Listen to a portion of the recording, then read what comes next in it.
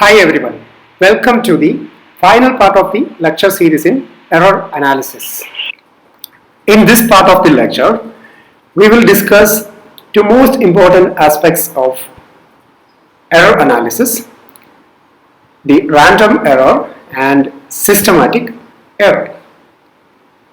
Random errors are something that you can get rid of using statistical techniques, whereas systematic errors require some careful understanding from your side.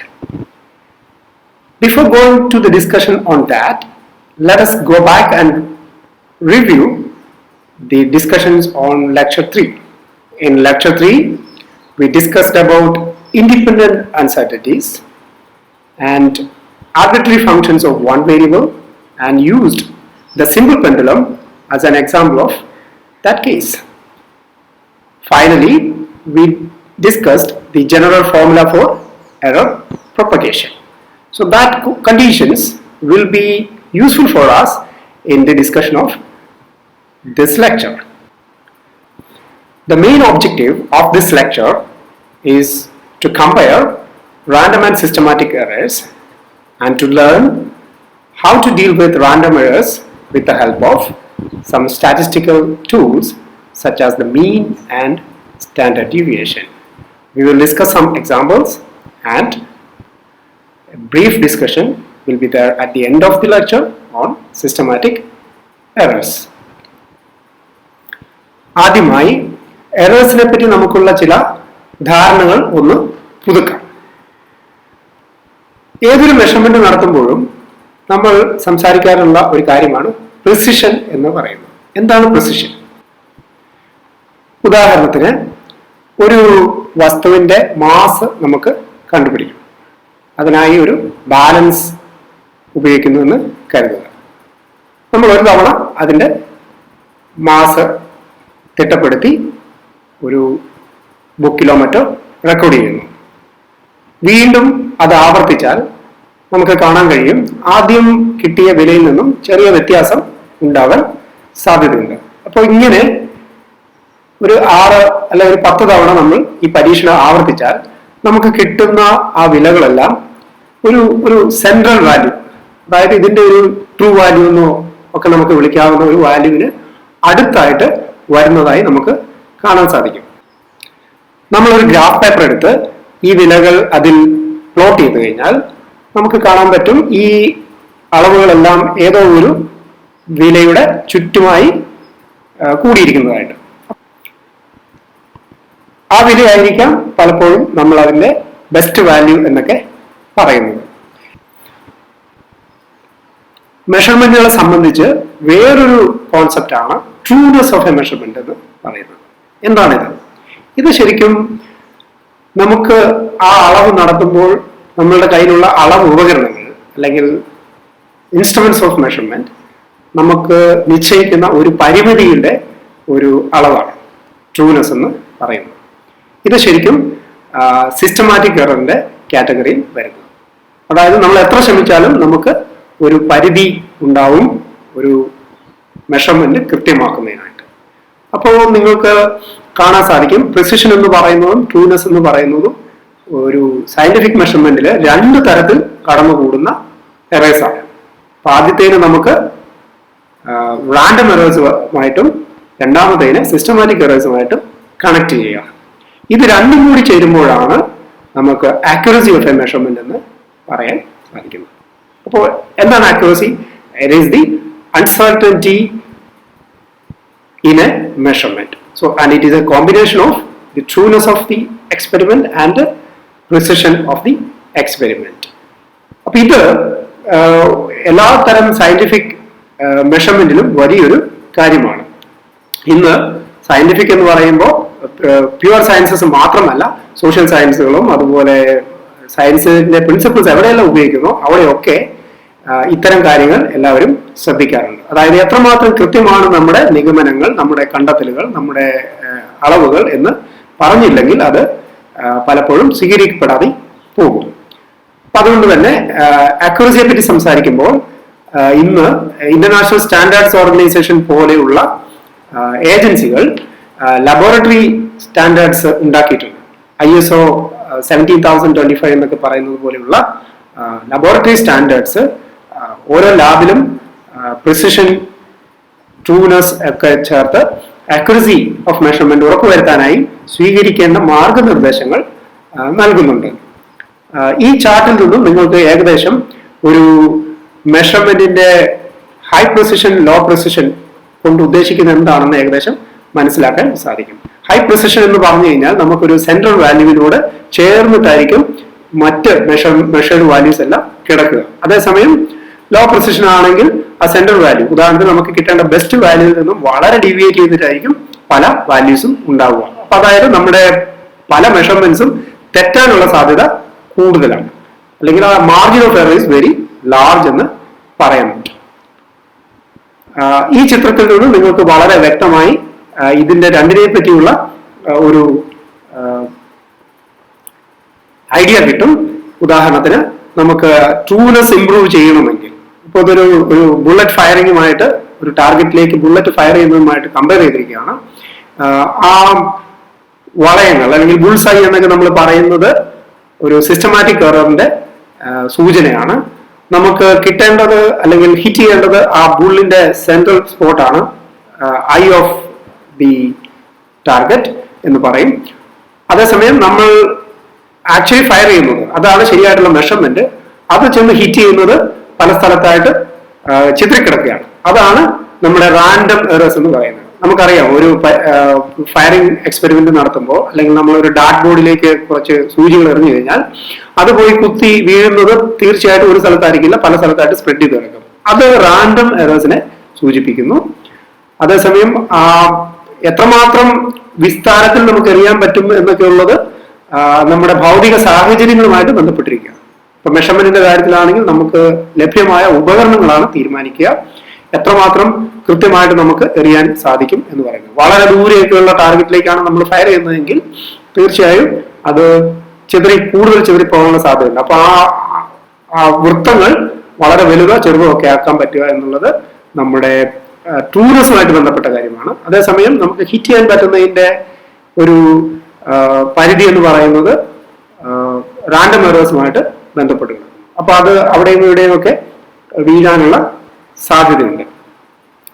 അപ്പൊ ഇത് രണ്ടും വർദ്ധിപ്പിച്ചു കഴിഞ്ഞാൽ തീർച്ചയായിട്ടും നമുക്ക് accuracy of experiments വളരെ high ആണെന്ന് കാണാൻ സാധിക്കും. ഈ സ്ലൈഡിൽ നമുക്ക് ഇത് ഒരു ടേബിൾ ഫോമിൽ കാണാം. ഇവിടെ എങ്ങനെയാണ് നമ്മൾ ആക്യുറസി ഒരു ക്വാണ്ടിറ്റേറ്റീവ്, അതായത് നമ്പേഴ്സ് ഉപയോഗിച്ചിട്ട്, ഒരു സംഖ്യ ഉപയോഗിച്ചിട്ട് നമ്മൾ രേഖപ്പെടുത്തുക എന്നുള്ളത് ഇവിടെ കാണാം. Accuracy is the uncertainty or total error that we are talking about, and precision is about random error, and trueness is quantified by systematic error. And believe me, it is the most difficult part. That is, it is very difficult to get rid of systematic error or to understand systematic error in most of the experiments. അതിന് കാരണം പലപ്പോഴും ഇത് നമുക്ക് മനസ്സിലാകാത്ത രീതിയിലായിരിക്കും അത് പരീക്ഷണങ്ങളിൽ ഒളിഞ്ഞിരിക്കും. അതേസമയം റാൻഡം എറേഴ്സ് നമുക്ക് സ്റ്റാറ്റിസ്റ്റിക്കൽ ടെക്നിക്സ് കൊണ്ട് ഒഴിവാക്കാൻ സാധിക്കും. ഒരു മെഷർമെന്റില് ഈ മൂന്ന് കാര്യങ്ങൾ തമ്മിലുള്ള ബന്ധം ഇതാണെന്ന് മനസ്സിലാക്കിക്കൊണ്ട് നമുക്ക് റാൻഡം എറേഴ്സ് എന്താണെന്ന് കുറച്ചുകൂടി അടുത്ത് പരിശോധിക്കാം. നേരത്തെ പറഞ്ഞ ഒരു ഷൂട്ടിംഗ് എക്സ്പെരിമെന്റ് നമുക്ക് എടുത്താൽ, നിങ്ങളൊരു ഷാർപ്പ് ഷൂട്ടർ ആണെങ്കിൽ തീർച്ചയായും ആ സെൻട്രൽ സ്പോട്ടിനുള്ളിൽ തന്നെ ഫയർ ചെയ്യാൻ സാധിക്കും. ഇത് ഒരു അമ്പെയ്ത്ത് മത്സരത്തിലും ഒക്കെ നമ്മൾ കാണാറുള്ളതാണ്. പക്ഷെ അതിനകത്ത് നിരവധി മറ്റ് ഫാക്ടേഴ്സ് കടന്നുകൂടാറുണ്ട്. ഉദാഹരണത്തിന് അവിടെ കാറ്റുണ്ടോ, കാറ്റിന്റെ ഗതി കൃത്യമായിട്ട് അറിയുന്ന ഒരാൾക്കായിരിക്കാം നല്ല ഒരു ഷാർപ്പ് ഷൂട്ടറോ അല്ലെങ്കിൽ ഒരു ആർച്ചറോ ഒക്കെ ആയി മാറാൻ സാധിക്കുക. അപ്പൊ ആ കാര്യങ്ങൾ പരിഗണിക്കാതെ വെറുതെ നമ്മൾ ഫയർ ചെയ്തുകൊണ്ടിരുന്നു കഴിഞ്ഞാൽ തീർച്ചയായും ഈ ഉന്നത്തിൽ ചെന്ന് കൊള്ളുന്നത് പലപ്പോഴും അവിടെ ഇവിടെയൊക്കെ ആയിട്ട് ചിതറിപ്പോകാൻ സാധ്യതയുണ്ട്. ഇതുപോലെ തന്നെയാണ് നമ്മൾ ലാബിൽ നടത്തുന്ന ഒരു പരീക്ഷണത്തിന്റെ കാര്യത്തിൽ. നമ്മൾ ഉദാഹരണത്തിന് ഒരു ദണ്ടിന്റെ നീളം കണ്ടുപിടിക്കാനായിട്ട് മീറ്റർ സ്കെയിൽ ഉപയോഗിച്ച് അളക്കുമ്പോൾ ഒരു മില്ലിമീറ്റർ ആയിരിക്കാം അതിന്റെ ലീസ്റ്റ് കൗണ്ട് എന്ന് പലപ്പോഴും പറയുക. അപ്പൊ ആ ലീസ്റ്റ് കൗണ്ടിൽ നമുക്കറിയാം, ഇപ്പൊ 7.6 സെന്റിമീറ്റർ നീളമുള്ള ഒരു റോഡിന്റെ നീളമാണ് നിങ്ങൾ അളക്കുന്നതെങ്കിൽ അപ്പൊ ആ 7.6 എന്ന് പറയുന്നതിന് അപ്പുറം ഒക്കെ ആയിട്ട്, അതായത് 7.7-നും 7.5-നും ഇടയ്ക്കായിരിക്കാം ചിലപ്പോൾ നമുക്ക് ആ വില കിടക്കുക. അപ്പൊ അതേസമയം ആ ആദ്യത്തെ റീഡിംഗ് എടുക്കുന്ന സമയത്ത് നമുക്കൊരു സംശയം തോന്നാം, ഇത് അവിടെയാണോ ഇവിടെയാണോ. അല്ലെ, ഒരു മാർജിൻ ഓഫ് എറർ നമ്മൾ മുന്നത്തെ ലെക്ചറുകളിൽ കണ്ടത് ലീസ്റ്റ് ഡിവിഷന്റെ ഹാഫ് അപ്പുറത്തോട്ടും ഇപ്പുറത്തോട്ടും പോകാനുള്ള ഒരു സാധ്യതയാണ് സാധാരണ ഉള്ളത്. അപ്പോൾ നമ്മുടെ ആ ഒരു എറർ ഓഫ് ജഡ്ജ്മെന്റ്, നമ്മൾ അതിന് ഇന്റർപൊളേഷൻ എന്നാണ് പറയുക. അതായത് രണ്ട് ഡിവിഷനുകൾക്കുള്ളിലേക്ക് നമ്മൾ ഗസ് ചെയ്യുന്നു, അത് ഇന്റർപൊലേറ്റ് ചെയ്യുക എന്നാണ് പറയുക. അപ്പൊ ആ ഇന്റർപൊലേറ്റ് ചെയ്യുന്ന സമയത്ത് നമുക്ക് ഉണ്ടാവാവുന്ന എറർ ഓഫ് ജഡ്ജ്മെന്റ് ഈ റാൻഡം എറർ ആയിട്ട് അതിൽ കടന്നു പോകും. മറ്റൊന്ന്, ഉദാഹരണത്തിന് നമ്മൾ സിമ്പിൾ പെൻഡുലം എക്സ്പെരിമെന്റ് ഒക്കെ ചെയ്യുന്ന സമയത്ത് അല്ലെങ്കിൽ കോമ്പൗണ്ട് പെൻഡുലം എക്സ്പെരിമെന്റ് ചെയ്യുന്ന സമയത്ത് നമ്മൾ സ്റ്റോപ്പ് വാച്ച് ഉപയോഗിക്കുന്നു. അപ്പൊ ആ സ്റ്റോപ്പ് വാച്ചിൽ നമ്മൾ ഒരു ഓൺ ആക്കാനും അതുപോലെ ഓഫ് ആക്കാനും എടുക്കുന്ന ഒരു ഡിലേ ഉണ്ടല്ലോ, നമ്മുടെ റെസ്പോൺസ് ടൈം എന്നാണ് വിളിക്കുക, അതായത് ഹ്യൂമൻ റെസ്പോൺസ് ടൈം. ഇത് പലപ്പോഴും നമ്മുടെ ആ റീഡിങ്ങിനെ സ്വാധീനിക്കാൻ സാധ്യതയുണ്ട്. അതായത് നമുക്ക് തന്നെ ഒരു സംശയം തോന്നാറില്ല, ഇത് കറക്റ്റ് സമയത്താണോ നിർത്തിയത് അല്ലെങ്കിൽ കറക്റ്റ് സമയത്താണോ നമ്മൾ സ്റ്റാർട്ട് ചെയ്തത്. അപ്പൊ ആ ഒരു എറർ ഇതിനകത്ത് കടന്നുകൂടും. ഇതൊക്കെ റാൻഡം എറേഴ്സിന്റെ എക്സാമ്പിൾ ആണ്. എങ്ങനെയാണ് ഇത് ഒഴിവാക്കുക? തീർച്ചയായും നമ്മൾ പരീക്ഷണം വീണ്ടും വീണ്ടും ആവർത്തിക്കും. അതൊരു ടെക്നിക്കാണ്. That is the statistical technique to get rid of random errors. അപ്പൊ ഇതിൽ നിന്നും, ഈ ചിത്രത്തിൽ നിന്നും നിങ്ങൾക്ക് മനസ്സിലാക്കാൻ സാധിക്കും എങ്ങനെയാണ് റാൻഡം എറേഴ്സ് സ്മോൾ ആകുന്നത്. സിസ്റ്റമാറ്റിക് എറേഴ്സ്, ആ സർക്കിൾസ് സിസ്റ്റമാറ്റിക് എററിനെയാണ് സൂചിപ്പിക്കുക. നിങ്ങൾക്ക് എത്ര കൃത്യമായി ഈ സെൻട്രൽ വാല്യൂവിലേക്ക് വരാൻ സാധിക്കും, അത് ആ സിസ്റ്റം നിങ്ങളെ എത്രമാത്രം സഹായിക്കുന്നു എന്നുള്ളതിന്റെ ഒരു അളവാണത്. സിസ്റ്റമാറ്റിക് എറേഴ്സിന്റെ ഉദാഹരണങ്ങളാണ് നമുക്കൊരു സ്ലോ ആയിട്ടുള്ള ക്ലോക്ക്, അല്ലെങ്കിൽ വളരെ ഫാസ്റ്റ് ആയിട്ട് ഓടുന്ന ക്ലോക്ക്, അല്ലെങ്കിൽ ഒരു ഇംപ്രോപ്പർ റൂളർ. നമ്മൾ ഉപയോഗിക്കുന്ന മീറ്റർ സ്കെയില് ഒരു ലോഹങ്ങൾ, ഉദാഹരണത്തിന് ഇരുമ്പ് കൊണ്ടുള്ള ഒരു മീറ്റർ സ്കെയിലാണ് നമ്മുടെ കയ്യിലുള്ളതെന്ന് കരുതുക. അത് തണുക്കുമ്പോൾ ചുരുങ്ങുകയും ചൂട് കൂടുന്ന കാലാവസ്ഥയിൽ അതിന്റെ നീളം കൂടുകയും ചെയ്യാൻ സാധ്യതയുണ്ട്. അപ്പൊ നീളം കൂടുകയാണെങ്കിൽ ഇത് സംഭവിക്കും, മാർക്കിങ്സ് അല്ലെങ്കിൽ ഓരോ മില്ലിമീറ്ററും തമ്മിലുള്ള അകലം വർദ്ധിക്കും. അപ്പൊ നമ്മൾ അത് അളന്നു കഴിയുമ്പോൾ നമുക്ക് തീർച്ചയായും ശരിക്കും കിട്ടേണ്ട അളവിലും കുറഞ്ഞ അളവായിരിക്കും കിട്ടുക, അല്ലെ? അപ്പോ ഉദാഹരണത്തിന് 10 സെന്റിമീറ്റർ നീളമുള്ള ഒരു ദണ്ടിന്റെ നീളം നമ്മൾ ആ മീറ്റർ സ്കെയിൽ വെച്ച് അളന്നു കഴിഞ്ഞാൽ ഈ റൂളിങ്സ് തമ്മിലുള്ള അകലം കൂടിപ്പോയതുകൊണ്ട് നമുക്ക് 10-ൽ താഴെ ആയിരിക്കും കിട്ടുക. നമ്മൾ അതിന് അണ്ടർ എസ്റ്റിമേഷൻ ഓഫ് മെഷർമെന്റ് എന്ന് പറയും. അതേസമയം ഒരു തണുത്ത കാലാവസ്ഥയിൽ ഇത് ചുരുങ്ങിപ്പോയി കഴിഞ്ഞാൽ ഈ റൂളിങ്സ് അടുത്തടുത്ത് വരും. അപ്പോൾ നമുക്ക് 10 സെന്റിമീറ്ററിലും കൂടിയ ഒരു അളവ് കിട്ടും. അപ്പൊ അതിനെ ഓവർ എസ്റ്റിമേഷൻ എന്ന് പറയും. അപ്പൊ ഈ അണ്ടർ എസ്റ്റിമേഷൻ, ഓവർ എസ്റ്റിമേഷൻ ഒക്കെ സിസ്റ്റമാറ്റിക് എറേഴ്സ് കൊണ്ട് ഉണ്ടാവുന്ന പ്രശ്നങ്ങളാണ്. അതേസമയം നമ്മുടെ റെസ്പോൺസ് ടൈം, നമ്മുടെ എറർ ഓഫ് ജഡ്ജ്മെന്റ് തുടങ്ങിയ ഫാക്ടേഴ്സ് ആണ് ഈ റാൻഡം എറേഴ്സിന് കാരണമാകുന്നത്. ഈ സിസ്റ്റമാറ്റിക് എറേഴ്സ് ഒഴിവാക്കുക എന്ന് പറയുന്നത് അത്ര എളുപ്പമുള്ള കാര്യമല്ല. കാരണം അത് പലപ്പോഴും മിസ്കാലിബ്രേഷൻ കൊണ്ട്, അല്ലെങ്കിൽ കൃത്യമായിട്ട് മാർക്ക് ചെയ്യാത്തത് കൊണ്ടോ, അല്ലെങ്കിൽ അതിന്റെ ഒരു ഭൗതിക സാഹചര്യത്തിൽ നിന്നൊക്കെ വരുന്നതാണ്. ഇത് മനസ്സിലാക്കാനും അത് ഒഴിവാക്കാനും വളരെ കെയർഫുൾ ആയിട്ടുള്ള ഒരു സയന്റിസ്റ്റിന് അല്ലെങ്കിൽ എക്സ്പെരിമെന്റർക്ക് മാത്രമേ സാധിക്കുകയുള്ളൂ. അതായത് അത് പലപ്പോഴും പരിശീലനം കൊണ്ടോ അല്ലെങ്കിൽ അനുഭവ സമ്പത്ത് കൊണ്ടോ പരിചയം കൊണ്ടൊക്കെ മാത്രമേ വരികയുള്ളൂ. രണ്ടാമത്തെ ചിത്രത്തിൽ നിങ്ങൾക്ക് ഒരു ലാർജ് സിസ്റ്റമാറ്റിക് എററിന്റെ എക്സാമ്പിൾ കാണാൻ പറ്റും. അവിടെ വളരെ സ്ലോ ആയിട്ടുള്ള ഫാസ്റ്റ് ആയിട്ടുള്ള ക്ലോക്ക് ഒക്കെ ഉപയോഗിക്കുന്നു എന്ന് പറയുന്ന പോലെ ഇവിടെ നമ്മൾ സെൻട്രൽ വാല്യൂ എവിടെയാണ് കിട്ടുന്നത് അതിൽ നിന്നും കുറെ ഡീവിയേറ്റ് ചെയ്തിട്ടാണ് നമ്മുടെ മെഷർമെന്റ് കിടക്കുന്നത്. ആ മെഷർമെന്റ് എല്ലാം വളരെ അടുത്തടുത്താണുള്ളത്. അതുകൊണ്ട് റാൻഡം എറർ സ്മോൾ ആണ്. പക്ഷെ സിസ്റ്റം നമ്മളെ ഒരു വശത്തേക്ക് മാറ്റിക്കൊണ്ട് പോയിരിക്കുന്നത് കൊണ്ട്, ഉദാഹരണത്തിന് നമ്മൾ ഉപയോഗിക്കുന്ന സ്കെയിൽ 0ക്ക് പകരം 1 ആദ്യം സ്റ്റാർട്ട് ചെയ്യുന്നതെങ്കിൽ തീർച്ചയായിട്ടും നമ്മൾ 10 സെന്റിമീറ്റർ നീളം അളക്കുമ്പോൾ എപ്പോഴും നമുക്ക് 11 അടുത്തുള്ള വാല്യൂസ് ആയിരിക്കും കിട്ടുക. അപ്പൊ അത് സിസ്റ്റത്തിന്റെ പ്രശ്നമാണ്. അപ്പൊ അത് നമുക്ക് റാൻഡം എറേഴ്സ് ആയിട്ട് കണക്കാക്കാൻ സാധിക്കില്ല. മൂന്നാമത്തെ ചിത്രത്തിൽ ലാർജ് റാൻഡം എറർ, അതായത് ആ സെൻട്രൽ വാല്യൂവിൽ നിന്നും വളരെ ഡീവിയേറ്റ് ചെയ്ത് നമ്മുടെ മെഷർമെന്റ്സ് എല്ലാം കിടക്കുന്നതായിട്ട് കാണാൻ സാധിക്കും. ഉദാഹരണത്തിന് 10 സെന്റിമീറ്റർ നീളം അളക്കുമ്പോൾ കിട്ടുന്നത് 11, 9, 8, 12 ഒക്കെയാണ് എങ്കിൽ തീർച്ചയായിട്ടും നമുക്കറിയാം 10-ൽ നിന്നും വളരെ ഡീവിയേറ്റ് ചെയ്തിട്ടാണ് അത് കിടക്കുന്നത്. അതേസമയം ഇവിടെ മൊത്തത്തിൽ നോക്കുമ്പോൾ ഈ വാല്യൂസ് എല്ലാം സ്പ്രെഡ് ചെയ്ത് കിടക്കുന്നത് ആ സെൻട്രൽ വാല്യൂവിന് അടുത്തായതുകൊണ്ട് സിസ്റ്റമാറ്റിക് എറർ ഇവിടെ സ്മോൾ ആണ്. അവിടെ സിസ്റ്റം അല്ല പ്രശ്നം ഉണ്ടാക്കിയിരിക്കുന്നത്, നമ്മുടെ മെഷർമെന്റ് എടുക്കുന്ന രീതികളാണ്, അല്ലെങ്കിൽ നമ്മുടെ പ്രശ്നമാണ്. അതായത് ഹ്യൂമൻ എറേഴ്സ് ആണ് പലപ്പോഴും അവിടെ വന്നിരിക്കുന്നത്. ഇനി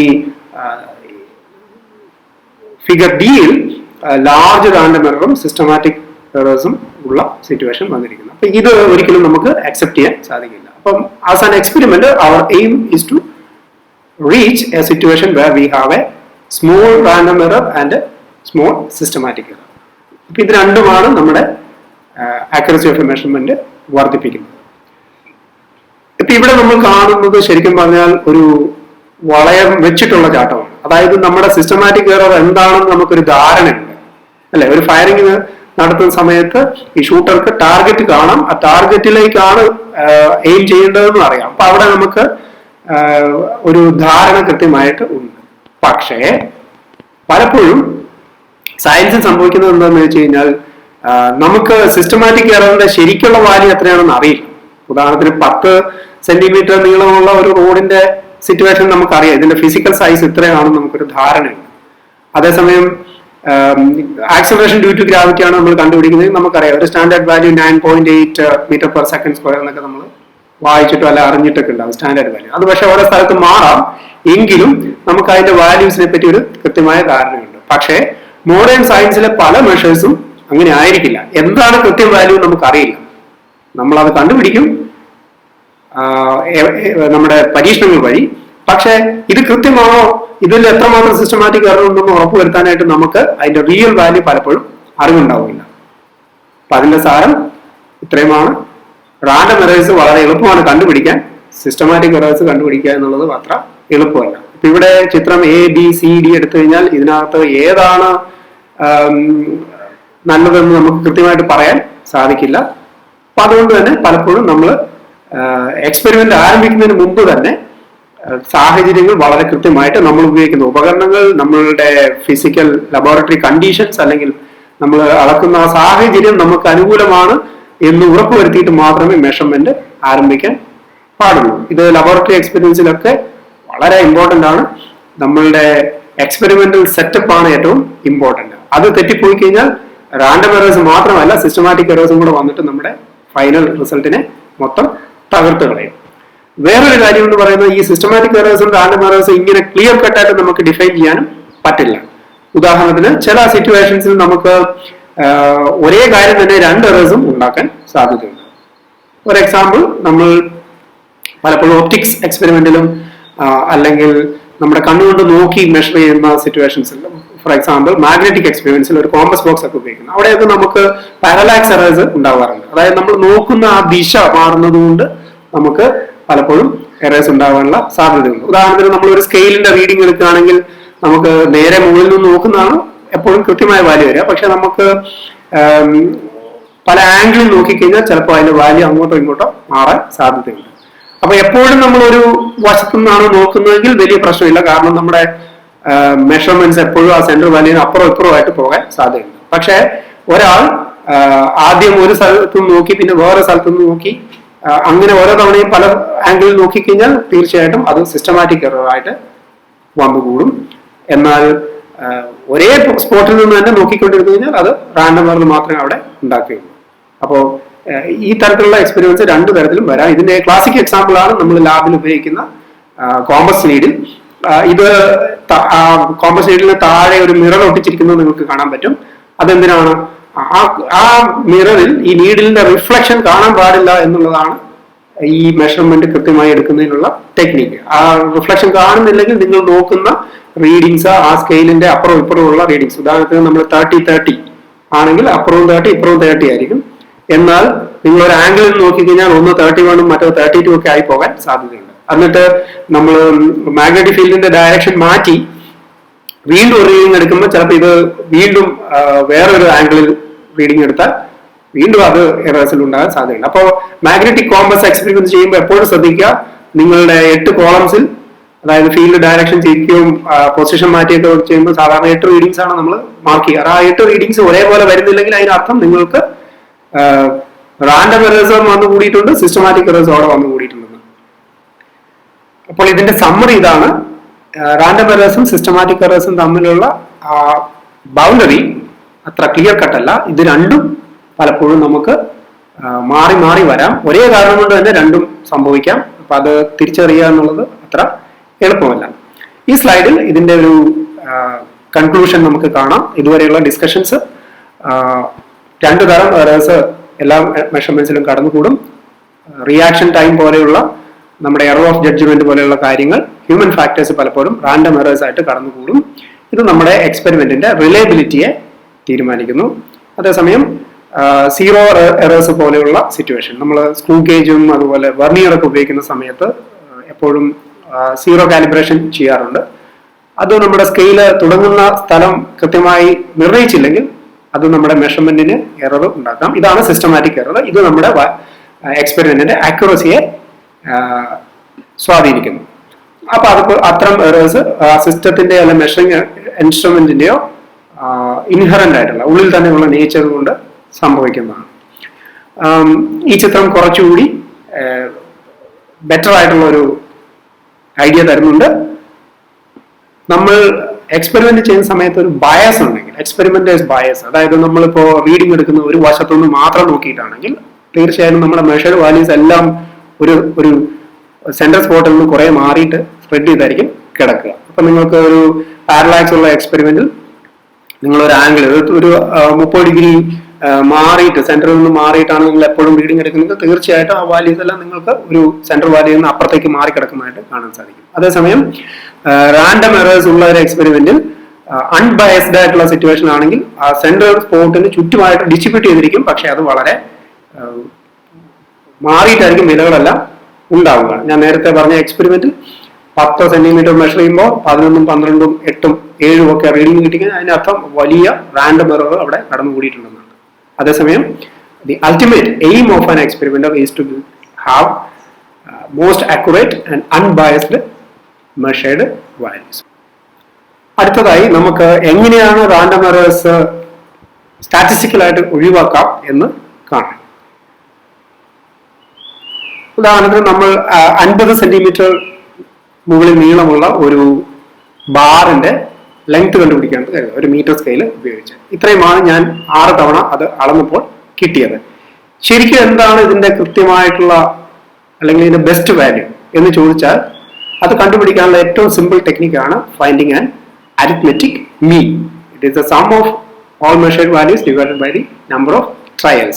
In this case I get 52.48. So this is our best estimate in any situations where we have random errors. Take the simple arithmetic mean. If there are n such measurements, the simple formula is sum over xi by n is the average, where xi are the individual measurements. പക്ഷേ arithmetic മീനിന്റെ ഒരു പ്രശ്നം എന്താണെന്ന് ചോദിച്ചാൽ, ഇപ്പൊ ഈ എക്സ്പെരിമെന്റിൽ നമുക്ക് കിട്ടിയ വാല്യൂസ് എല്ലാം തന്നെ 52.48 അധികം അകലെ അല്ലാതെയാണ്. പക്ഷെ ഈ മീൻ എടുത്തു കഴിഞ്ഞാൽ നമുക്ക് ഈ വിവരങ്ങളെല്ലാം അതിൽ നിന്ന് നഷ്ടപ്പെട്ടു. അപ്പൊ നമ്മൾ മീൻ എടുത്തു 52.48 എന്ന് കിട്ടി, പക്ഷെ അതിൽ നിന്നും നമ്മുടെ അളവ് എത്രമാത്രം എറേഴ്സ് ഉണ്ടായിരുന്നു ഓരോ അളവിലൊന്നും നമുക്ക് ഇൻഫർമേഷൻ ഒന്നും അതിനകത്തില്ല. അതായത് മീൻ എടുക്കുമ്പോൾ നമ്മൾക്ക് നമ്മുടെ എക്സ്പെരിമെന്റിനെ സംബന്ധിച്ചുള്ള എല്ലാ ഇൻഫർമേഷനും നഷ്ടപ്പെട്ടു പോകും. അപ്പൊ അത് പ്രിസർവ് ചെയ്യാനായിട്ട് യാതൊരു മാർഗവുമില്ല. അതായത് നമ്മുടെ ഇൻഡിവിജ്വൽ മെഷർമെന്റ്സിൽ എന്തുമാത്രം എറേഴ്സ് ഉണ്ടായിരുന്നു എന്ന് കണക്കാക്കാൻ ഉള്ള മാർഗങ്ങളൊക്കെ ഈ അരിത്മെറ്റിക് മീൻ കാണുന്നതോടുകൂടി അവസാനിക്കുകയാണ്. അപ്പൊ അതെങ്ങനെ നമ്മൾ അറിയും? അതിനുള്ള ഒരു ടൂളാണ് സ്റ്റാൻഡേർഡ് ഡീവിയേഷൻ എന്ന് പറയുന്നത്. So that is the best treatment to have to get rid of or get an idea about the random errors in our experiment. എങ്ങനെയാണത് ചെയ്യുക? So first we calculate di, which is the deviation of each individual experiment or individual measured value from the average value. So that we call as the deviation or residual of an experiment. ഇത് കണ്ടുപിടിച്ചു കഴിഞ്ഞാൽ നമുക്ക് ഇപ്പൊ സാധാരണഗതിയിൽ നമ്മൾ central വാല്യൂവിന് അടുത്ത് അപ്പുറവും ഇപ്പുറവും ആയിട്ടാണ് നമ്മുടെ എല്ലാ മെഷേർഡ് വാല്യൂസ് എന്ന് കരുതുക. അതാണല്ലോ നമ്മുടെ ഒരു റാൻഡം എറർ ഒപ്റ്റിമൈസ് ചെയ്തിട്ടുള്ള സിറ്റുവേഷൻ. അപ്പൊ അവിടെ തീർച്ചയായിട്ടും നമുക്ക് കാണാൻ പറ്റും ഈ ഡീവിയേഷൻ ഓരോ സിറ്റുവേഷനും കാണുമ്പോൾ എല്ലാം അപ്പുറവും ഇപ്പുറമായിട്ട് കൃത്യമായി ഡീവിയേറ്റ് ചെയ്താണ് കിടക്കുന്നതെങ്കിൽ ഓരോന്നിന്റെയും ഡീവിയേഷൻ എടുത്തു എല്ലാം കൂടി സം ചെയ്താൽ ആവറേജ് ഡീവിയേഷൻ കണ്ടുപിടിക്കാൻ നമ്മൾ ഒരു ശ്രമം നടത്തിയാൽ പലപ്പോഴും 0 ആയി പോകാൻ സാധ്യതയുണ്ട്. അപ്പൊ അതൊരു പോസിബിലിറ്റിയാണ്. അപ്പൊ അത് ഒഴിവാക്കാനായിട്ട് നമ്മൾ സാധാരണ ചെയ്യുന്നത് ഈ DI കണ്ടുപിടിച്ചിട്ട് ഇതിന്റെ എല്ലാം സ്ക്വയർ എടുക്കും. സം ഓഫ് സ്ക്വയേഴ്സ് കണ്ടുപിടിച്ചിട്ട് അതിന്റെ റൂട്ട് കണ്ടുപിടിക്കുക എന്നുള്ളതാണ് ഇതിന്റെ ഒരു ടെക്നിക്ക്. എന്തിനാണത്? നമ്മുടെ ആവറേജ് ഡീവിയേഷൻ കാണുമ്പോൾ അത് 0 ആയി പോകുന്ന സിറ്റുവേഷൻ. 0 ആയി കഴിഞ്ഞാൽ പിന്നെ അത് കണ്ടുപിടിക്കുന്നതിൽ യാതൊരു അടിസ്ഥാനമില്ല. അതുകൊണ്ട്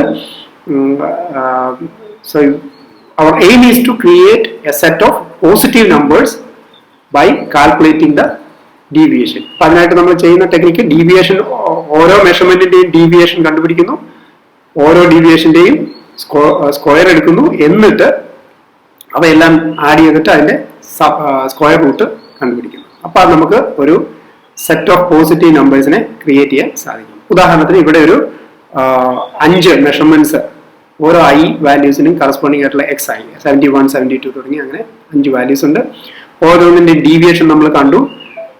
ഓരോ ഡീവിയേഷനിലും -0.8, 0.2, 0.2, then 1.2, -0.8 ഒക്കെയാണ് ഡീവിയേഷൻ വന്നിരിക്കുന്നത്. ഇതെല്ലാം കൂടെ ആഡ് ചെയ്താൽ 0 ആണ്. അപ്പൊ അതിന്റെ അർത്ഥം എന്താ? അവിടെ റാൻഡം എറർ ഇല്ല എന്നാണോ നമ്മൾ അനുമാനിക്കേണ്ടത്? അല്ല, തീർച്ചയായും റാൻഡം എറർ അവിടെ ഉണ്ട്. കാരണം അല്ലെങ്കിൽ ഡീവിയേഷൻ ഉണ്ടാവില്ല, സെൻട്രൽ വാല്യൂ നിന്നെല്ലാം ഡീവിയേറ്റ് ചെയ്ത് കിടക്കുന്നുണ്ട്. ഇത് ഒഴിവാക്കാനായിട്ട് നമ്മൾ ആ ഓരോ DI വാല്യൂവിനെയും സ്ക്വയർ ചെയ്തിട്ട് അതിന്റെ ഇപ്പൊ മീൻ എടുത്തപ്പോൾ നമുക്ക് 71.8 കിട്ടി. That we can take as the best value. But to calculate the deviation or the random error we need to square all those values and take the square root. ഇതാണ് standard deviation കാണുന്നതിന്റെ ഒരു technique. So, and what is standard deviation? It is the average of uncertainties. So that is our representative figure to know about random errors. So standard deviation എന്ന് പറഞ്ഞാൽ അപ്പോൾ average uncertainty ആണ് എന്നുള്ളത് മനസ്സിലാക്കുക. Average മീൻ എന്ന് പറയുന്നത് ആവറേജ് വാല്യൂ ആണ്, അല്ലെങ്കിൽ നമ്മുടെ ബെസ്റ്റ് വാല്യൂ ആണ്. ആ ബെസ്റ്റ് വാല്യൂയിൽ നിന്നും ഓരോ മെഷർമെന്റ് എത്രമാത്രം ഡീവിയേറ്റ് ചെയ്തിട്ടാകാം ഉണ്ടാവുക എന്നറിയാനായിട്ട് നമ്മൾ ആവറേജ് അൺസർട്ടനിറ്റി അല്ലെങ്കിൽ സ്റ്റാൻഡേർഡ് ഡീവിയേഷൻ കണ്ടുപിടിക്കുന്നു. ഇതിന്റെ ഫോർമുല വളരെ ലളിതമായിട്ട് ഇങ്ങനെ റെപ്രസെന്റ് ചെയ്യാം. You calculate all the deviations which are xi minus x bar, then take the square of individual items, then sum over all individual measurements and divide by capital N, which is the number of measurements. So you get the standard deviation. So here we have the same experiment where we have in the last column we have calculated the deviation square, and then we sum it over, you get 2.8. Then you can divide 2.8 divided by 5 and take the square root, and you will get 0.7 as the standard deviation. So you can say that this measurement has an average value of 71.8 and a deviation of 0.7, so which is a standard deviation. So that 0.7 tells you how far or the probability of a measured value being away from the central value. അപ്പോൾ ഇതിലേക്ക് നമ്മൾ probability അല്ലെങ്കിൽ സാധ്യത എന്ന് പറയുന്ന ഒരു കാര്യം കൂടി കൊണ്ടുവന്നു കഴിഞ്ഞു. അതായത് ഒരു മെഷർമെന്റിൽ നമുക്ക് കിട്ടിയ വില അതിന്റെ ട്രൂ വാല്യൂവിനോട് അല്ലെ ബെസ്റ്റ് വാല്യൂവിനോട് എത്രമാത്രം അടുത്ത് വരും എന്നുള്ള അല്ലെങ്കിൽ അതിനുള്ള സാധ്യത നമ്മൾ സ്റ്റാൻഡേർഡ് ഡീവിയേഷനുമായി ലിങ്ക് ചെയ്ത് പറയാൻ പോവുകയാണ്. ഇത് നമ്മൾ പിന്നീട് ഡീറ്റെയിൽ ആയി ഡിസ്കസ് ചെയ്യും. തൽക്കാലം ഇതുമായി ബന്ധപ്പെട്ട മറ്റൊരു കോൺസെപ്റ്റിലേക്ക് നമുക്ക് പോവാം. അതാണ് സാമ്പിൾ സ്റ്റാൻഡേർഡ് ഡീവിയേഷൻ. മുന്നേ നമ്മൾ കണ്ട ഡെഫിനിഷൻ സ്റ്റാൻഡേർഡ് ഡീവിയേഷനിൽ സ്ക്വയർ റൂട്ടിനുള്ളിൽ 1/n ആയിരുന്നുണ്ടെങ്കിൽ ചില ഡെഫിനിഷൻസിൽ നമുക്ക് 1/n-1 എന്ന് കാണാൻ സാധിക്കും. ഇത് വരുന്ന സന്ദർഭം എന്താണെന്ന് വെച്ചാൽ നമുക്ക് ഒരു മെഷേർഡ് വാല്യൂ മാത്രമേ ഉള്ളൂ എന്ന് കരുതുക. അപ്പോൾ തീർച്ചയായിട്ടും ആ ഡീവിയേഷൻ 0 ആയിരിക്കും. അപ്പൊ അങ്ങനത്തെ ഒരു കാര്യത്തിൽ നമ്മൾ സ്റ്റാൻഡേർഡ് ഡീവിയേഷൻ കണക്കാക്കുന്നതിൽ അർത്ഥമില്ല. പക്ഷെ അതിനകത്ത് എറർ ഇല്ല എന്ന് പറയാൻ പറ്റില്ലല്ലോ. അപ്പൊ അങ്ങനെ വരുമ്പോൾ നമ്മളുടെ പുതിയ ഡെഫിനേഷൻ 1/n-1 മെഷർമെന്റ് ആകെ ഒന്നേ ഉള്ളെങ്കിൽ അത് 0. അപ്പൊ 0/0. അപ്പൊ ഇത് ഒരു ഡിഫൈൻ ചെയ്യാൻ പറ്റാത്ത ഒരു കാര്യമായിട്ട് ആ കേസിൽ മാറും. അപ്പൊ അതുകൊണ്ട് കുറച്ചുകൂടി ജനറൽ ആയിട്ടുള്ള മാത്തമാറ്റിക്കലി കൺസിസ്റ്റന്റ് ആയിട്ടുള്ള ഒരു ഡെഫിനേഷനാണ് ഈ സാമ്പിൾ സ്റ്റാൻഡേർഡ് ഡീവിയേഷന്റെ കേസിൽ നമ്മൾ പറയുന്നത്. ഈ ഡെഫിനേഷനെ നമ്മൾ സാമ്പിൾ സ്റ്റാൻഡേർഡ് ഡീവിയേഷൻ എന്ന് വിളിക്കുമ്പോൾ മുന്നേയുള്ള 1/n വരുന്ന ഇതുവരെ നമ്മൾ പരിചയപ്പെട്ട സ്റ്റാൻഡേർഡ് ഡീവിയേഷന്റെ ഡെഫിനേഷനെ പോപ്പുലേഷൻ സ്റ്റാൻഡേർഡ് ഡീവിയേഷൻ എന്ന് വിളിക്കാറുണ്ട്. അപ്പൊ ഇത് രണ്ടും ഉപയോഗിക്കുന്നതുകൊണ്ട് കാര്യമായ വ്യത്യാസം സ്റ്റാൻഡേർഡ് ഡീവിയേഷന്റെ വാല്യൂവിൽ ഉണ്ടാവുന്നില്ല എന്നുകൂടി ശ്രദ്ധിക്കുക. അപ്പൊ അത് നമ്മുടെ സൗകര്യം പോലെ പരീക്ഷണത്തിന്റെ സ്വഭാവം അനുസരിച്ച് നമുക്ക് ഈ രണ്ട് ഡെഫിനിഷൻസും ഉപയോഗിക്കാവുന്നതാണ്.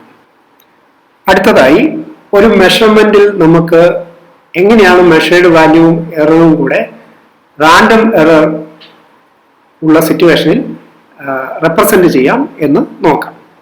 ഉദാഹരണത്തിന് നമ്മൾ മുന്നേയുള്ള ലെക്ചറുകളിലൊക്കെ കണ്ട കാര്യമാണ്. ഒരു measured value, for example x ആണ് മെഷർ ചെയ്യുന്നതെങ്കിൽ x equal to x best plus or minus delta x എന്നുള്ള ഒരു രൂപത്തിൽ നമ്മൾ എഴുതിയിരുന്നു.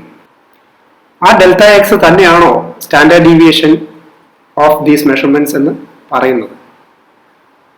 അക്കാര്യമാണ് നമ്മൾ ഇവിടെ പരിശോധിക്കുന്നത്. ഉദാഹരണത്തിന് നമുക്ക് മെഷേർഡ് വാല്യൂ കണ്ടുപിടിച്ചു കഴിയുമ്പോൾ അതിന്റെ ബെസ്റ്റ് വാല്യൂ, ഇപ്പൊ ഇവിടെ ഈ ചിത്രത്തിൽ കാണുന്ന പോലെ മ്യൂ എന്ന് പറയുന്നതാണ് അതിന്റെ മീൻ വാല്യൂ എന്ന് കരുതുക. അപ്പൊ അതിൽ നിന്നും ഒരു സ്റ്റാൻഡേർഡ് ഡീവിയേഷൻ വിഡ്ത്ത് ഉണ്ടെങ്കിൽ സിഗ്മ, അവിടെ ഒരു ബെൽ ഷേപ്ഡ് കർവ് ഉണ്ട്. ഇത് സൂചിപ്പിക്കുന്നത് നമ്മൾ അളന്ന വിലകളുടെയൊക്കെ റാൻഡം എറേഴ്സ് വളരെ ചെറുതും അതിന്റെ ഡിസ്ട്രിബ്യൂഷൻ, അതായത് സെൻട്രൽ വാല്യൂവിന് അപ്പുറം ഇപ്പുറം പോസിറ്റീവും നെഗറ്റീവും സൈഡിലേക്ക് അത് ഏകദേശം യൂണിഫോം ആയിട്ട് ഡിസ്ട്രിബ്യൂട്ട് ചെയ്തിട്ടുണ്ടെങ്കിൽ നമ്മൾ അതിനെ നോർമൽ ഡിസ്ട്രിബ്യൂഷൻ, ഗൗസിയൻ ഡിസ്ട്രിബ്യൂഷൻ എന്നൊക്കെ വിളിക്കും.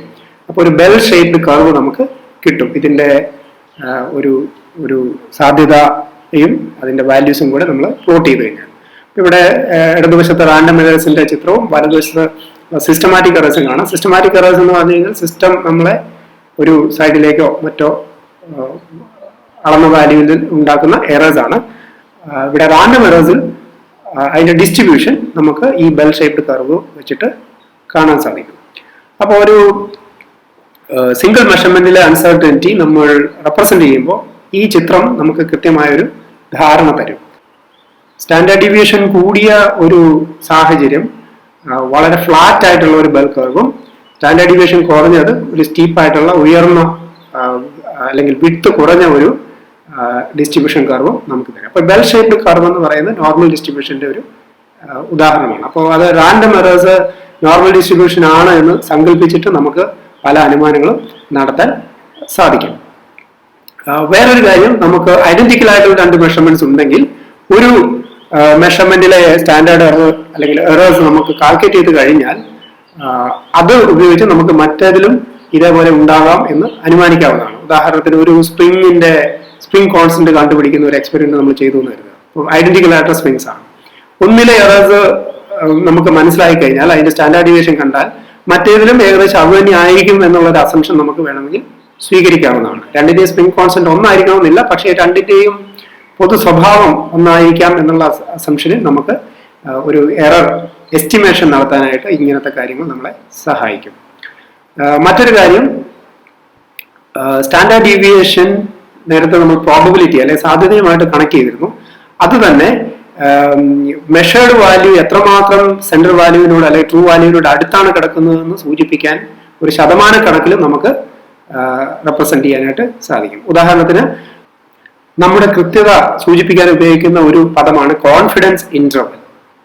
അപ്പൊ കോൺഫിഡൻസ് ഇന്റർവെൽ ഒരു സിഗ്മ ആണ് എന്ന് നമ്മൾ പറഞ്ഞ അതിന്റെ അർത്ഥം നമുക്ക് 68% സാധ്യതയുണ്ട് നമ്മൾ അളന്ന വാല്യൂ ഒരു സിഗ്മ സ്റ്റാൻഡേർഡ് ഡീവിയേഷൻ പരിധിക്ക് ഉള്ളിലാണ് സെൻട്രൽ വാല്യൂവിൽ നിന്നും എന്ന് മനസ്സിലാക്കാം. 2 സിഗ്മയാണെങ്കിൽ അതിനർത്ഥം നമ്മൾ കണ്ടുപിടിച്ച വാല്യൂ അല്ലെങ്കിൽ നമ്മൾ മെഷർ ചെയ്ത വാല്യൂ സെൻട്രൽ വാല്യൂവിൽ നിന്നും 2 സിഗ്മ എറർ ലിമിറ്റിനുള്ളിൽ ഉണ്ടായിരിക്കും, അതായത് ലെഫ്റ്റിലേക്കും റൈറ്റിലേക്കുമായിട്ട്. അപ്പൊ അത് വിട്ട് പറയുമ്പോൾ നമുക്ക് ഒരു സിഗ്മ വിട്ട് എന്ന് പറയാം. അതിന്റെ അർത്ഥം സെൻട്രൽ വാല്യൂവിൽ നിന്നും ബെൽ ഷേപ്പ് കർവിന്റെ വിട്ട് 1 സിഗ്മയാണ്, 2 സിഗ്മ എന്നത് 2 സിഗ്മയാണ്. അപ്പൊ ഒരു സൈഡിലേക്ക് 1 സിഗ്മ ആണെങ്കിലാണ് 2 സൈഡിലേക്കും കൂടി ആ ബെൽ ഷേപ്പ് കർവിന്റെ വിട്ട് 2 സിഗ്മ വരികയുള്ളൂ. അപ്പൊ അതിനർത്ഥം നമ്മൾ അളന്ന വാല്യൂസ് 95.4% ഈ 2 സിഗ്മ ബൗണ്ടറിക്കുള്ളിലായിരിക്കും. ബാക്കി 4.6% വാല്യൂസ് ആയിരിക്കും അതിന് വെളിയിലുണ്ടാകും. അപ്പൊ നമുക്ക് ഒരു മാർജിൻ ഓഫ് എറർ എത്രമാത്രം ഉണ്ടെന്ന് അതിൽ നിന്ന് കണക്കാക്കാൻ സാധിക്കും. ഇതിനെ സംബന്ധിച്ച ഒരു റൂളാണ് എംപിരിക്കൽ സയൻസസിൽ അല്ലെങ്കിൽ നമ്മുടെ മെഷേർഡ് വാല്യൂവിനെ ബേസ് ചെയ്തിട്ടുള്ള ശാസ്ത്രീയ നിഗമനങ്ങളിൽ ഉപയോഗിക്കുന്ന ഒരു റൂളാണ് 689599.7 എംപിരിക്കൽ റൂൾ എന്ന് പറയുന്നത്. അതിനെ എംപിരിക്കൽ റൂൾ എന്നും വിളിക്കാറുണ്ട്. സിഗ്മ സ്റ്റാൻഡേർഡ് ഡീവിയേഷൻ ആണ്.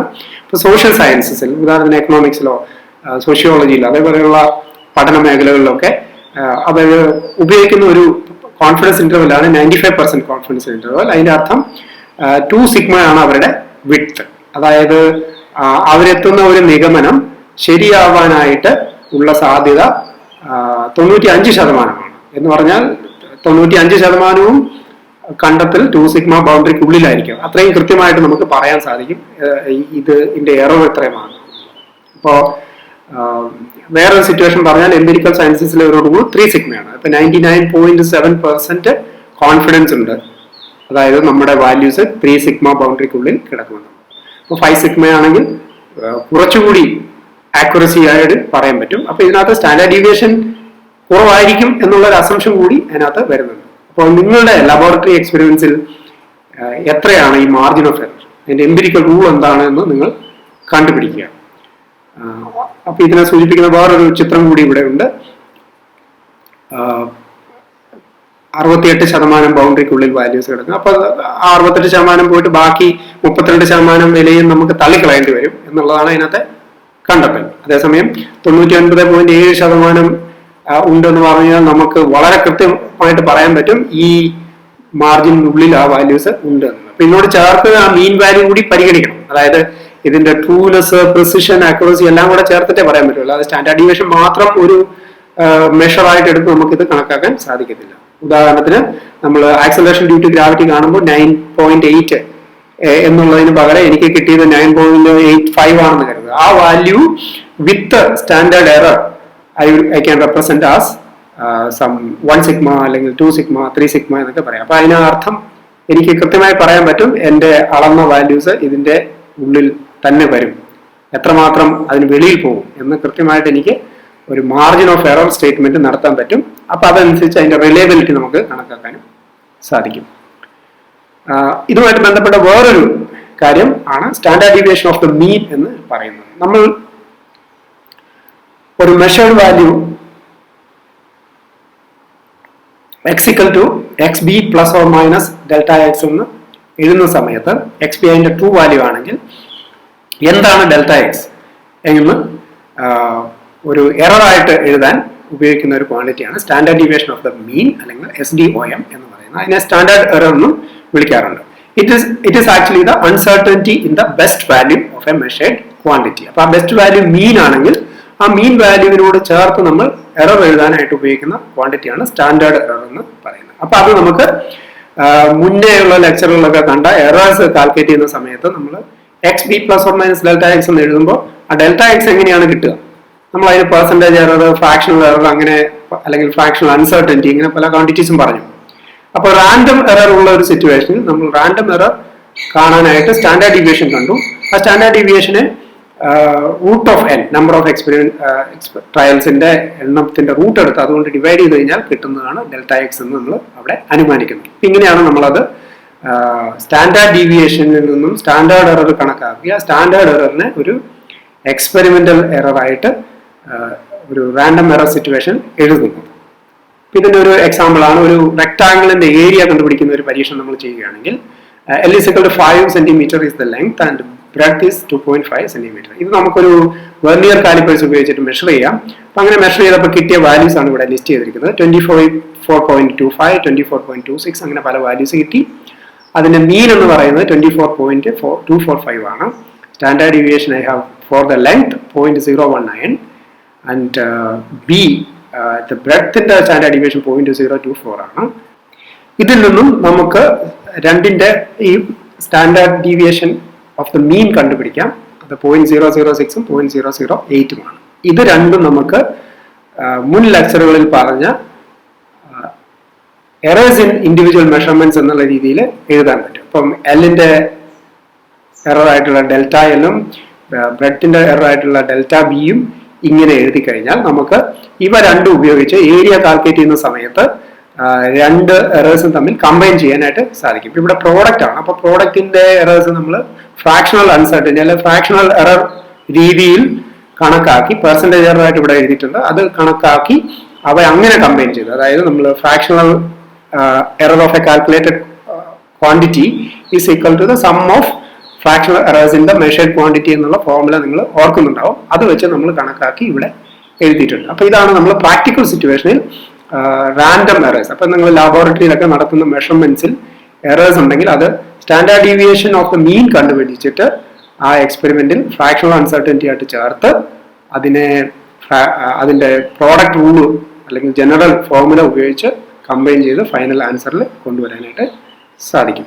മറ്റൊരു എക്സാമ്പിൾ ഒരു സ്പ്രിങ്ങിൻ്റെതാണ്. സ്പ്രിങ്ങിന്റെ കാര്യത്തിൽ നമുക്ക് മാസ് ഒരു സ്പ്രിങ്ങിൽ സസ്പെൻഡ് ചെയ്ത് കഴിഞ്ഞാൽ അതിന്റെ പീരീഡിന്റെ ഫോർമുല ഇവിടെയുണ്ട്, T=2π√m/k. അത് ഉപയോഗിച്ച് നമുക്ക് സ്പ്രിങ് കോൺസ്റ്റന്റ് കണ്ടുപിടിക്കാം. ഇതിനായിട്ടൊരു പരീക്ഷണം നടത്തുകയാണെങ്കിൽ തീർച്ചയായിട്ടും നമുക്ക് പല മാസസ് ഉപയോഗിച്ചായിരിക്കും ആ എക്സ്പെരിമെന്റ് റിപ്പീറ്റ് ചെയ്യാനായിട്ട് സാധിക്കുക. അപ്പൊ അങ്ങനെ ഒരു എക്സ്പെരിമെന്റിന്റെ റിസൾട്ട്സ് ആണ് ഇവിടെ കാണുന്നത്. പല മാസസ് ഉള്ള ലോഡുകൾ ഉപയോഗിച്ച് കഴിഞ്ഞാൽ നമുക്ക് അത് ഡിഫറെന്റ് പീരീഡ്സ് കണ്ടുപിടിക്കാനായിട്ട് സാധിക്കും. അപ്പൊ ഇതിനകത്തൊരു കാര്യം ശ്രദ്ധിക്കേണ്ടത്, മാസസിലുള്ള വേരിയേഷൻസ് നമുക്ക് കൃത്യമായിട്ട് ആ പീരീഡ്സിൽ കണ്ടുപിടിക്കാനായിട്ട് സാധിക്കും. അപ്പൊ അതിൽ നിന്നും കാൽക്കുലേറ്റ് ചെയ്യുന്ന സ്പ്രിംഗ് കോൺസ്റ്റന്റിലും അതിനനുസരിച്ച് ചെറിയ വേരിയേഷൻസ് വന്നിട്ടുണ്ടാവും. അപ്പൊ അങ്ങനെയാണെങ്കിൽ ഇങ്ങനെ ഇതിന്റെ സ്പ്രിംഗ് കോൺസ്റ്റന്റ് ഫൈനലി എങ്ങനെ കണ്ടുപിടിക്കും? അപ്പൊ നമ്മൾ കിട്ടിയ സ്പ്രിംഗ് കോൺസ്റ്റന്റ് വാല്യൂസിന്റെ എല്ലാം മീൻ എടുത്തു കഴിഞ്ഞാൽ നമുക്ക് 13.16 എന്ന് പറയുന്ന അതിന്റെ ഒരു ട്രൂ വാല്യൂ അല്ലെങ്കിൽ ബെസ്റ്റ് വാല്യൂ എന്ന് നമുക്ക് പറയാൻ സാധിക്കും.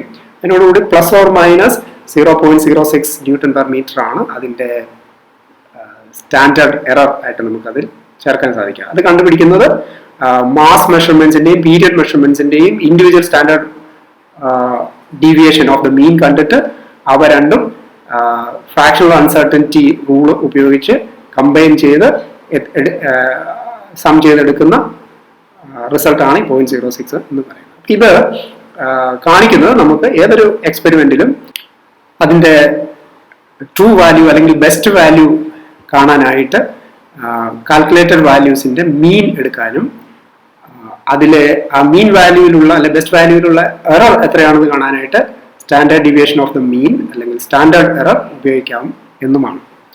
അവസാനമായി നമ്മൾ സിസ്റ്റമാറ്റിക് എറേഴ്സിലേക്ക് തിരിച്ചു വരുന്നു. സിസ്റ്റമാറ്റിക് എറേഴ്സ് എന്നാൽ തീർച്ചയായിട്ടും നമ്മൾ ഡിസ്കസ് ചെയ്തതുപോലെ ആ സിസ്റ്റം മെഷറിംഗ് ഇൻസ്ട്രുമെന്റ്സും അതുപോലെ നമ്മൾ ഒരുക്കുന്ന ലബോറട്ടറി കണ്ടീഷൻസ് അല്ലെങ്കിൽ ഭൗതിക സാഹചര്യങ്ങൾ നമുക്ക് വരുത്തി വെക്കുന്ന എറേഴ്സ് ആണ്. അപ്പൊ അത് കാണാനായിട്ട്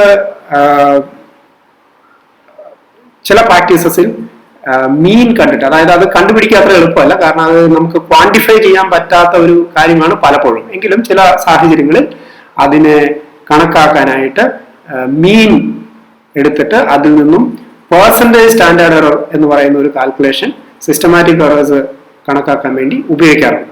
അതിങ്ങനെയാണ് കണക്കാക്കുന്നത്: percentage standard error is equal to mean minus the best value possible divided by the best value into 100%. ഇതിനകത്ത് ബെസ്റ്റ് വാല്യൂ മീൻ വാല്യൂ ഒന്ന് തന്നെയാണെങ്കിൽ സ്റ്റാൻഡേർഡ് എറർ ഇല്ല എന്ന് പറയാൻ പറ്റും. അപ്പൊ ഇത് എല്ലാ സാഹചര്യങ്ങളിലും ഉപയോഗിക്കാൻ പറ്റില്ല. നമുക്ക് വളരെ നിശ്ചയമുള്ള ബെസ്റ്റ് വാല്യൂ ഉള്ള സാഹചര്യങ്ങളിൽ മാത്രമേ നമുക്കിത് കണക്കാക്കാൻ പറ്റൂ എന്നുള്ളത് ഓർത്തിരിക്കുക. അതായത് മെഷേർഡ് അല്ലെങ്കിൽ നോൺ സ്റ്റാൻഡേർഡ് വാല്യൂസ് മാനുവലിലോ അല്ലെങ്കിൽ ലബോറട്ടറി കണ്ടീഷൻസിലൊക്കെ നമുക്ക് അവൈലബിൾ ആണെങ്കിൽ മാത്രമേ ആ സാഹചര്യത്തിൽ ഇത് ഉപയോഗിക്കാൻ പറ്റുള്ളൂ. അതേസമയം നമുക്ക് തീർച്ചയില്ലാത്ത ഒരു മെഷർമെന്റ് നടത്തുന്ന സമയത്ത് അതിൽ സിസ്റ്റമാറ്റിക് എറർ ഉണ്ടോ എന്ന് കണ്ടുപിടിക്കുക എന്നുള്ളത് വളരെ ബുദ്ധിമുട്ടുള്ള കാര്യമാണ്. അത് ഒഴിവാക്കാനായിട്ട് നമുക്ക് ചെയ്യാവുന്നത് നമ്മുടെ മെഷറിംഗ് ഇൻസ്ട്രുമെന്റ്സും ലബോറട്ടറി പ്രാക്ടീസസും ഒക്കെ വളരെ സ്റ്റാൻഡേർഡൈസ് ചെയ്ത് വളരെ കൃത്യമാണ് എന്ന് ഉറപ്പുവരുത്തി വളരെ അധികം പരിശോധനകൾക്ക് ശേഷം മാത്രം എക്സ്പെരിമെന്റ് ചെയ്യുക എന്നുള്ളതാണ്. അപ്പൊ അത് റിസർച്ച് ലബോറട്ടറികളിലും ഇന്റർനാഷണൽ സ്റ്റാൻഡേർഡ്സ് ലബോറട്ടറികളിലും ഒക്കെയുള്ള വളരെ കൃത്യമായ പ്രാക്ടീസസ് വഴിയാണ് പലപ്പോഴും അവർ പരീക്ഷണങ്ങൾ ചെയ്യുക. അപ്പൊ അതിലേക്കുള്ള ഒരു വഴി മാത്രമാണ് നമുക്ക് UG ലെവലിൽ ലബോറട്ടറിയിൽ കിട്ടുന്ന പരിശീലനം. ഇത്രയും പറഞ്ഞുകൊണ്ട് നമുക്ക് ഈ ലെക്ചറിന്റെ സമ്മറിയിലേക്ക് വരാം.